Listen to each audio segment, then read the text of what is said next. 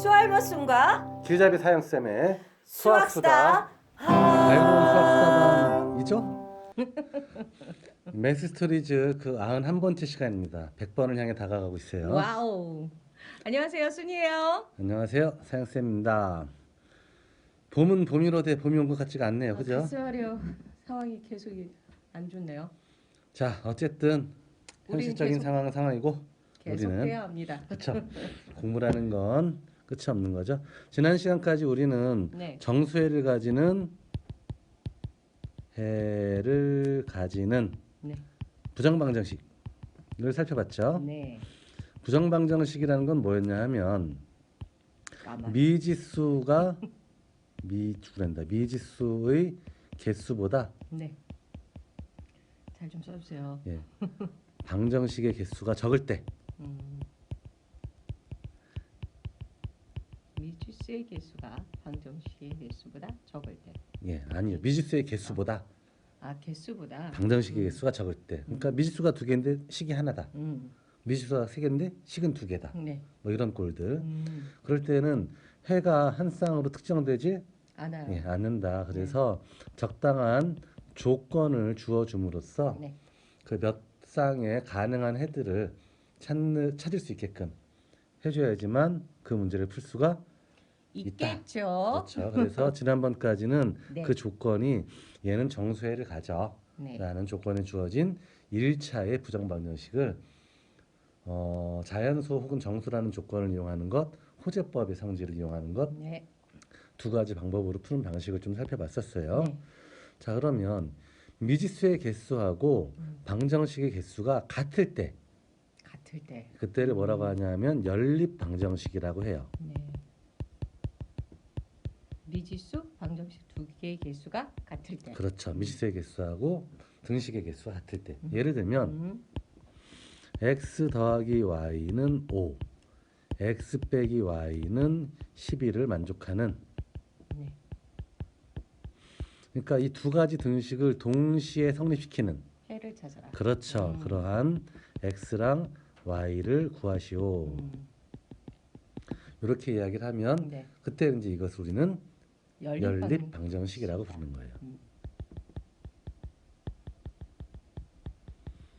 특히 얘는 미지수가 두 개니까 2원 네.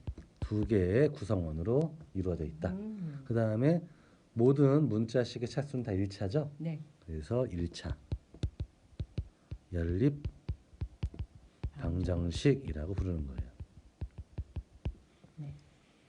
자, 그러면 이런 형태의 미지수가 두 개인 1차 방정식을 주고 푸세요. 그러면 어떻게 해야 될까요? 어떻게 해야 돼요? 감으로? 감이요? 예, 감으로. 사과나 뭐 이런 거 말고요? x가 3이거나 y가 2일 때는 5다. 혹은 x가 2이거나 플러스 3일 때 5이다. 또 경우의 수들이 몇 개 있네요. 그쵸. 근데 그렇게 할 거면 수학을 왜 할까요? 저는 이렇게밖에 접근이 안 돼서요. 그런데 생각해봐요. 네. 우리가 지금까지 해왔던 걸 가만히 보면 미지수가 몇 개인 방정식, 한 개의 방법. 한 개일 때의 방정식 풀이 방법은 배웠잖아요. 그런가요? 그렇죠. 부끄러워라. 그런 것 같아요. 이걸 만족한 x를 찾으세요. 네. 그걸 하기 위해서 등식이 가지는 기본 성질을 썼었죠. 네. 양변에 마이너스 b를 더하자, 네. 혹은 b를 빼자, 빼자. 이렇게 되고, 네. 그럼 a가 0이 아닐 때에는 a분의 1이 존재하니까 양변에 a분의 1을 곱해도 등식은 성립하므로 그렇죠. 이렇게 해서 풀어낼 수 있어. 네. 그래서 1차 방정식은 네. 요 a와 b가 결정되는 순간 요 식에다 쏙 집어넣으면 답을 얻을 답을 수가. 얻을 수 있다. 그래서 이걸 일종의 뭐 근해 공식이라고 부르자고 하면 굳이 네. 뭐 부를 수도 있다, 뭐 이런 이야기 했었잖아요. 네. 그랬던 그다음에 미지수가 한 개일 땐 1차뿐만이 아니라 2차 차. 방정식의 해법도 배웠죠. 네. 근해 공식을 만드는 과정을 공부를 했었고, 네. 근해 공식을 이용하든 혹은 인수분해를 이용하건 그때 아이디어를 좀 잘 생각해 보세요. 어떻게 했었냐면 2차 방정식을 풀기 위해서는 인수분해를 해야 돼. 왜요? 우리가 1차를 아니까 아니까. 1차 형태로 고치는 거 있잖아요. 아니면 2차 방정식을 풀기 위해서는 완전 제곱식을 이용해서 1차로 바꿔야 돼. 네. 역시 우리가 몇 차를 아니까 1차를 일차를 아니까 아니까. 그렇게 하는 거예요. 음. 그러면 미지수가 한 개일 때의 방정식의 법은 우리가 알고 있는 거잖아요. 그렇죠. 그러니까 미지수가 두 개라면 이렇게 따로따로 해야 되나요? 아니죠. 일단 하나로 줄여야죠. 줄여야 돼요. 왜냐하면 음. 따로따로 할 수는 없어요. 이걸 동시에 만족하는 아이를 찾으라 그랬기 때문에 그렇군요. 따로 보는 건 별로 의미가 없다. 없다는 거죠. 음. 자, 그럼 미지수를 하나로 바꾸고 싶어요. 네. 근데 어떻게 생각해 보세요. 할까요? 예, 생각해 보세요. 네. A랑 B랑 같고 음. C랑 D랑 같으면 네. A 더하기 더하기 C하고 B 더하기 D도 같죠. 그렇죠. 음. 왜냐하면 둘이 같고 둘이 같은데 둘이 같고 둘이 같고 그럼 둘이 더한 것 둘이 더한 것도 같아야 하니까 네. 그렇군. 그런가? 아, 그렇죠. 그렇죠. 그렇죠. 당연히. 당연하죠. 당연하죠. 예. A랑 B랑 같고 C랑 D랑 같으면 A에다 C를 더하는 거나 B에다 D를 더하는 것도 두 개가 같아야 돼요. 네. 근데 요 식은 가만히 보면 음. 하나는 Y가 플러스 하나는 Y가 마이너스요. 자 그러면 왼편끼리 더한 것은 Y 빼기 Y가 사라져 버려요. 그렇죠. 그래서 2X만 남게 되죠. 그렇죠. 그렇죠. 오른쪽끼리 더한 것은 16이 돼요. 그렇죠. 그럼 이건 미지수가 몇 개가 됐어요? 한 개요. 그렇죠. 풀 수 있겠죠. 네. 이렇게 해서 변변끼리 더하거나 네. 빼서 미지수를 하나 한 없애면 개로 돼요. 없애면 이것은 이제 보통 가감법이라고 이름을 붙였는데 사실 솔직히 전 개인적으로 이런 이름이 그렇게 중요한 것 같진 않아요. 헷갈리게 만들어요. 예. 근데 가짜는 문제는 나오잖아요. 더할 가짜, 감짜는 뺄 감짜. 뭐 나오지도 않아요. 안 나와요? 이름을 묻는 일은 잘 없어요. 그냥 그런가? 예, 가감법. 어쨌든 우리의 목표를 잊으면 안 돼요. 네. 미지수를 몇 개? 한 개로 한 만든다. 개로 만든다. 요걸 잊지 않으면 되는 거예요. 네. 그럼 얘를 풀어서 이제 x는 얼마라는 거? 8. 8. 양변에 2분의 1 곱해주면 되는 거죠. 그죠? 그래서 x는 8을 넣고 그 다음 x 더하기 y가 5가 돼야 되니까 요 식에서 x가 8인 걸 알았잖아요. 그 양쪽에 8을 빼버리면 y는 5 빼기 8이니까 마이너스 3하고 같을 거야. 네. 이렇게 해서 x와 y를 구할 수가 있다. 예, 있다라는 거죠. 멋지네요. 예. 그러면 또 다른 방식이 뭐가 있을까? 또 다른 방 이거면 되지 않나요? 이거면 되지 않을까요? 또 예, 있어야 돼요? 뭐 한 가지만 쓰면 사실은 우리가 사용할 수 있는 도구의 개수가 제한되는 거잖아요. 근데 도구는 많을수록 어떨까요? 도움이 되긴 그렇죠. 하겠지만 헷갈릴 수도 있겠다. 뭐 이런 생각이 예. 갑자기 드네요. 해가 깔리진 않아요. 해는 하늘에 뜨지요. 아니 이 도구가 많으면 적용할 수 있는 범위가 넓어진다는 얘기죠. 그렇죠. 그래서 풀 수 있는 문제가 그만큼 더 늘어나는 거죠. 그렇군요. 그래서 두 번째로 선택할 수 있는 방식은 뭐냐면 어쨌든 미지수를 줄이고 싶잖아요. 네. 그럼 이 두 번째 식만 좀 볼까요? 양변에 y를 더해도 등식은 성립해야 되죠. 그렇죠. 그러면 좌변은 x만 남고 y 더해주면 네. 우변은 y 더하기 11이 11이 되죠. 네. 근데 요 x랑 요 x는 동시에 만족되는 x니까 똑같은 값이잖아요. 그렇겠죠. 예, 얘도 성립시키고 얘도 성립시키는 x, y를 찾으라 그랬으니까 요 x와 요 x는 같아요. 예, 동일한 x여야 하는 거예요. 그런데 그 x가 y 더하기 10이라고도 어때야 되니까? 같아야 되니까. 그러니까 요 x 값을 여기다 대입한 y 더하기 11 더하기 y는 5도 성립 하겠네요. 네, 해야죠. 그렇군요. 그래서 대신 입력한다, 집어넣는다 해서 대입법이라고 해요. 왜 이게 더 말을 많이 들은 것 같아요. 가감법보다.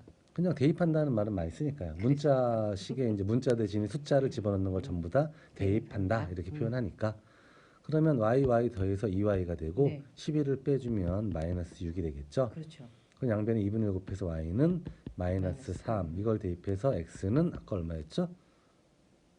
네. x는 8이었나요? 예. 네.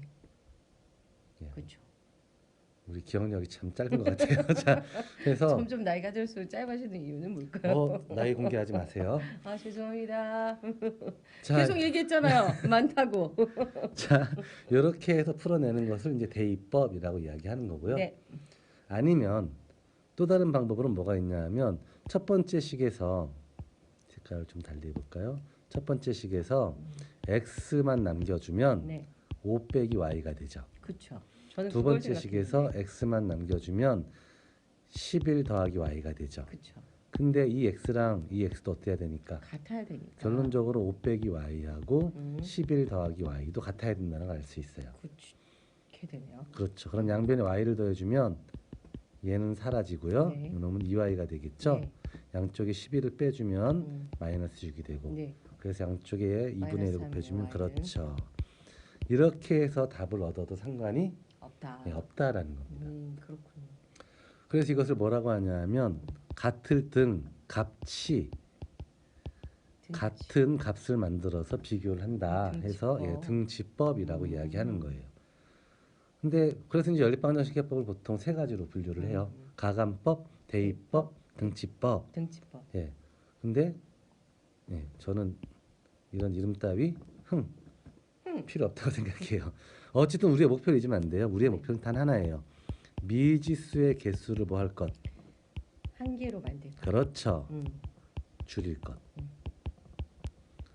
그러면 미지수의 개수가 2개가 아니라 3개가 혹은 4개가 돼도 똑같이 줄여나가. 마찬가지일 거다라는 건 금방 알 수 있죠. 그래서 예를 들어서 뭐 x 빼기 y 더하기 3z는 10 너무 크니까 2x 더하기 y 빼기 z는 뭐 5, x 빼기 3y 더하기 2z는 7. 이걸 동시에 만족하는 x, y, z를 몽땅 구해주세요. 전 아마 멈출 거예요. 이걸 어떻게 구해? 자, 그러면 생각해 보세요. 아까랑 똑같아요. 네. 얘하고 얘가 같고 얘하고 얘가 같으니까 왼쪽 길이 더한 것과 오른쪽 길이 더한 것도 같아야 된다. 내가 왜 그걸 봤냐 하면 여긴 마이너스 y고 여긴 플러스 y잖아요. 네. 그러니까 y 없애는 게 참 쉬워 보인단 말이죠. 그렇게 또 생각을 할 수 있고. 그렇죠. 그럼 2x에다 x를 더한 3x, 그다음에 3z에다 마이너스 z를 더한 플러스 2z 하고 15가 같아야 되죠. 뭐가 그렇죠. 그렇죠. 자, 그다음에 y를 없애고 싶으니까 요 등식이 성립하면 왼쪽에 곱하기 3한 거하고 오른쪽에 곱하기 3한 것도 서로 어때야 돼요? 왜 그냥 3인가요? 예, 3을 그냥 곱할 거예요. 왜 3을 곱하는지는 좀 이따 얘기해 줄게요. 네, 알겠습니다. 근데 어쨌든 같은 값을 곱해도 서로 같겠죠. 그러니까 2x에다 3배한 6x y 더하기 y에다가 3배한 더하기 3y 그다음에 마이너스 z에다 3배한 마이너스 3z는 5, 3, 15하고 같아야 돼요. 네. 이제 왜인지 알겠죠? 얘랑 다 지워나가려고. 그렇죠. 오. 이때도 역시 왼쪽 길이 더하는 거 오른쪽 길이 더하는 것이 각각 같아야 되니까 네. 왼쪽 길이 더한 7x y는 없어지고요. 2z 빼기 3z니까 마이너스 z만 남겠죠. 둘이 더하는 22하고 같죠. 그럼 이제 끝났죠. 아까랑 똑같아요. 미지수의 개수가 몇 개? 2개. 두 개인데요? 예, 등식도 두 개. 그리고 2개짜리 아까 했잖아요. 했죠. 예, 그러니까 이제 안 봐도 안 봐도 비디오는 이제 안 쓰죠. 그냥 금방 알 수 있는 거죠. 이젠 z를 또 소거하기 위해서 여기 양쪽에 똑같이 2를 곱해주면 14x 빼기 2z는 44 이렇게 되겠죠. 네. 사실 초심자들은 이런 짓 하면 안 돼요. 이러면 안 겹쳤으면 이제 헷갈려가지고 나중에 지가 뭘 썼는지 몰라가지고 틀린 경우들이 생기니까 저도 뭐였지 얘가? 7이었죠. 7. 그래서 이제 변변 더해주면 14x 더하기 3x 하니까 17x가 되고 이쪽은 59가 되네요. 따라서 x는 17분의 59. 요것을 대입하면 z가 나올 거고 요걸 대입하면 y가 나오겠지요. 그쵸. 네, 제가 숫자를 마구마구 만들어서 답이 그지같이 나와서 안 할래요. 그만. 자, 어쨌든 생각하고 만드신 거 아니었어요? 아니에요. 아이고야. 뭐 이런 걸 생각하고 만들어요. 그냥 대충 만들어서 풀면 되는 거지. 자, 그래서 어쨌든 답은 뭐 맞겠죠. 그렇죠. 그래서 연립방정식을 풀 때의 해법은 그냥 단 하나예요. 미지수의 개수를 한계를 줄여라. 줄여나간다. 그것을 이제 소거한다라고 표현해요. 줄여나간다. 미지수를 소거한다. 예. 그래서 음. 우리가 풀 수 있는 꼴로 만들면 되는 된다. 거죠. 그것이 2번 1차가 됐든 3번 1차가 됐든 아니면 차수가 높아져도 별반 달라지지 않는다. 않아요. 그래서 우리가 이제 한 문자에 대한 2차 방정식까지 배웠잖아요. 네. 그러니까 당연히 요 세 가지 방법 아까 이야기했던 것 중에 하나를 뭐 잘 적용하면 12차 방정식도 풀 수가 있다. 예, 있는 거예요. 미지수의 개수만 줄이면 되니까. 그렇군요. 근데 이제 나중에 식이 좀 더 복잡해지면 몇 가지 이제 기술이 필요할 때가 있어요. 그러니까 똑같은 값을 뭐 한 문자를 치환한다거나 치환한다는 건 바꿔서 표현한다는 뜻이에요. 아니면 뭐 적당하게 식을 변형해 가지고 내한테 익숙한 꼴로 예, 바꾸어서 식을 풀어낸다거나 뭐 이런 스킬들이 필요한데 거기까지 가려면 아직 멀었죠. 아니요 이제 얼마 안 남았어요. 그래요? 예. 이거 지금 하고 있는 것도 지금 볼 때는 알겠는데 또 문제라는 것을 한번 풀어보겠다고 하다가 그럼 또 깜깜해지더라고요. 어떻게 했는지 기억도 안 나고. 그거야 뭐 누구나 다 그런 거예요. 큰일이네요. 근데 자꾸 하다 보면 익숙해지는 거고. 그렇겠죠. 예. 선생님 쌤도 한 30년 했나요? 더 했죠. 더 했나요? 예. 아직 1년도 안 됐으니까. 그럼요. 자, 그래서 예. 오늘은 연립방정식에 대해서 알아봤어요. 네, 너무 즐거웠습니다. 자, 오늘 여기까지. 안녕. 안녕.